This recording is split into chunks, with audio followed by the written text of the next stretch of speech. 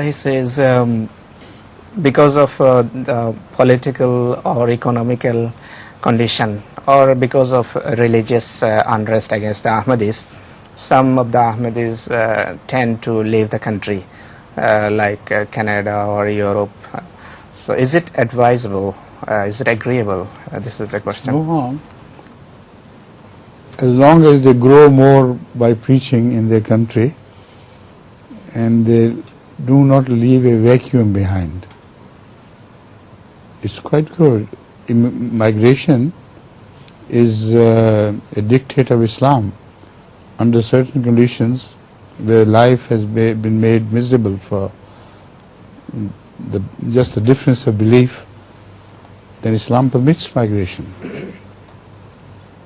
But at the same time, they go on preaching.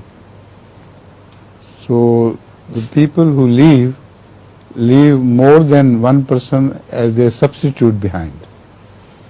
In Bangladesh, this is happening now. Bangladesh, mashallah, is spreading through preaching at a much greater rate than it is decreasing in number through migration.